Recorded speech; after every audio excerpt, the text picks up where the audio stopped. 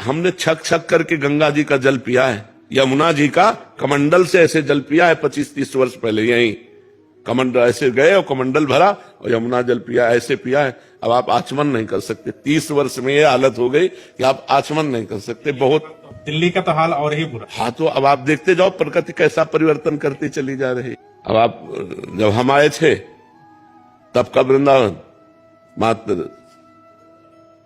25-30 वर्ष पहले के बाद और अब के वृंदावन में बहुत बड़ा अंतर है। रात्रि में परिक्रमा मार्ग में सोए हैं, किसी का आना जाना नहीं। रज मोरों की कुहुक मचती थी, जिधर देखो मोर नाच रहे हैं। मार डाला सब बंदरों ने, कुत्तों ने सब मार डाला पक्षियों को। हजारों हजारों पक्षी, कोलाहल सुबह जब होता ना, कोलाहल पक्षियों का होता। कहीं एसी वेसी की कोई जरूरत नहीं थी। बाहर ऐसे तो यमुना जी की शीतल वायु आती थी। अब बड़ी बड़ी बिल्डिंगें बन गई, बड़ा बड़ा। ये जहां बैठे हो ना, ये किलोमीटरों में पूरा जंगल था, हमारा देखा हुआ है। जहां आप बैठे हैं ये जंगल था, सब कट करके निर्माण सब हो गया।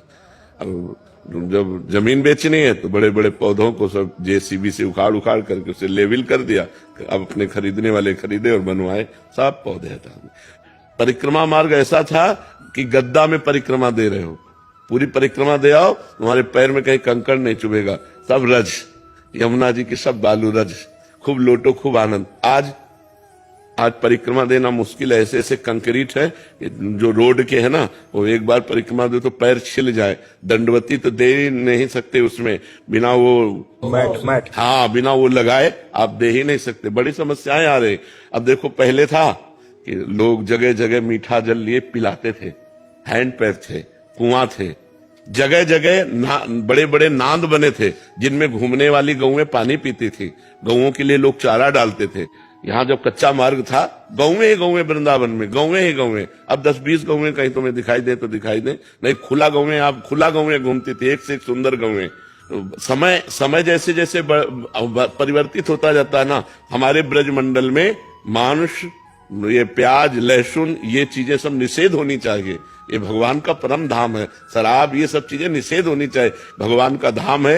इस धाम तो धीरे धीरे बच्चा, अब लोग पिकनिक मनाने आते हैं, सांसारिक व्यवहार करते हैं, पाप कमाते हैं, फिर यहां से चले जाते हैं। व्रत, नियम, संयम, तपस्या, भजन का धाम है ये व्यभिचार का धाम थोड़ी, गंदी बातों का धाम थोड़ी है। तो अब संसारिकता बढ़ती चली जा रही है।